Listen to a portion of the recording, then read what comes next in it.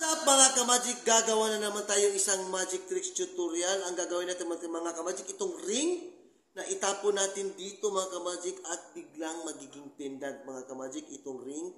So let's start mga ka-magic. After I perform, ituturo ko kung paano ginawa ang gimmick dito mga ka-magic. Just watch.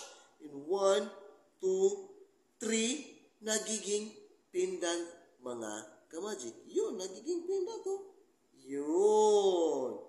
So, ang tutorial nito mga ka-magic is ganito lang mga ka-magic. Ang gimmick, kailangan mo lang mag-prepare ng initali at saka ini-ring. Basta ring lang mga ka-magic. Pagkatapos mga ka-magic, kailangan mo ipasok muna yung ring. Yan, mag-prepare ka muna bago ka mag-perform. Tapos, ganyan na paghawak mga ka-magic. Yan, ganyan na paghawak.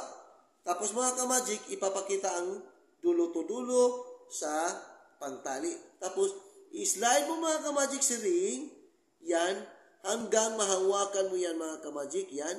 Hawakan mo yan. Yan mga ka-magic, hahawakan mo. At pagkatapos ay iyong itago dito sa ilalim mga ka-magic. Yan. So, kailangan mga ka-magic, matago mo yan mga ka-magic. Ito na hindi makikita. Yan. Itago mo yan. Ganyan. Kabiran. Tapos, ganun na mga ka-magic. Oh. Yan. Pero ang hitsura mga ka-magic is ganyan mga ka-magic. Yan. Pagkatapos, i-introduce mo ang sarili mo mga ka-magic kung paano gagawin ang tricks. Itapon ang ring na biglang magiging pendant dito. In 1, 2, 3. Tapos sabay release itong mga kamay mo mga ka-magic, mga daliri. Tapos ito ay iyong hahawakan para hindi mahulog si ring. In 1, 2, release si Tam. Tapos ilipat si Tam dito sa isang tali mga ka-magic. In 1, 2, 3. Ganyan lang. Boom. Yun, nagiging pendant mga ka-magic. Gawain natin ulit mga ka-magic. Slide. Tapos i-clip. Yan, dapat hindi makikita yan mga ka-magic. I-clip mo yan. Kailangan mo talaga mag-prepared bago ka mag-perform.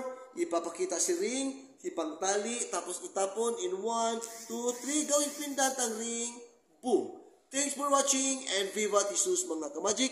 I hope you are enjoy at may natutunan naman kayong mga bagong magic tricks revelation. See you for the next episode and Viva Jesus.